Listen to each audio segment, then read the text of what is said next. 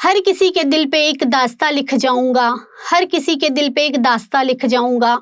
जाते जाते मैं जमी को आसमां लिख जाऊंगा, जाते जाते मैं जमी को आसमान लिख जाऊंगा।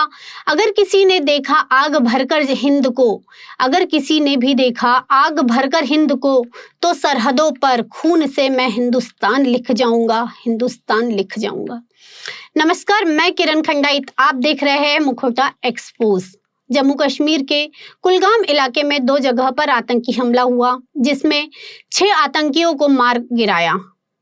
इस मुठभेड़ में हमारे 2 जवान शहीद हो गए। यह मुठभेड़ 2 अलग अलग जगहों पर हुई, जिसमें मोरदर गांव में 2 आतंकी और चिन्नी गांव में 4 आतंकी मारे गए हैं। चारों आतंकी ने एक घर की अलमारी के अंदर बंकर बनाकर रखा था। जो आतंकी मारे गए हैं उनके पास कुछ हथियार भी बरामद हुए हैं, जिसमें AK-47 राइफल मिली है। इस मुठभेड़ में एक आतंकी हिजबुल मुजाहिदीन का ऑफिशियल भी मारा गया। इस आतंकी का नाम फारूक अहमद भट्ट उर्फ उमर बताया जा रहा है। ये सुरक्षा बलों के लिए बहुत बड़ी कामयाबी है। आतंकी हमले में शहीद हुए जवान प्रदीप नैन, जो कि हरियाणा के जाजनवाला जिंद के रहने वाले थे, उनकी काबिलियत को देखकर सेना ने उन्हें पैरा कमांडो के लिए चुना था।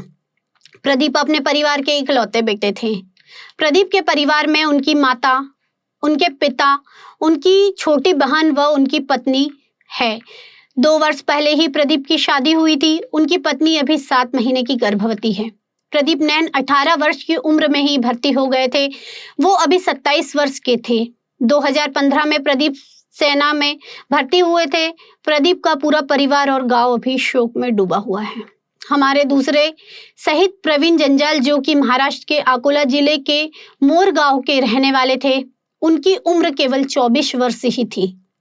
उनके परिवार में उनकी माता पिता के अलावा उनके बड़े भाई और प्रवीण की धर्मपत्नी है। प्रवीण की शादी कुछ महीने पहले ही हुई थी। प्रवीण अपने परिवार के सबसे छोटे बेटे थे। जब से प्रवीण की शहीद होने की खबर आई है तो उनकी पत्नी सदमे में है और उनके माता पिता का बुरा हाल हो गया है। उनका परिवार शोक में डूबा हुआ है और पूरे परिवार में गमगीन माहौल है। हमारे शहीद जवानों के लिए शहादत पर शत शत नमन। आगे की खबरों के लिए बने रहिए, देखते रहिए मुखौटा एक्सपोज। जय हिंद, जय भारत।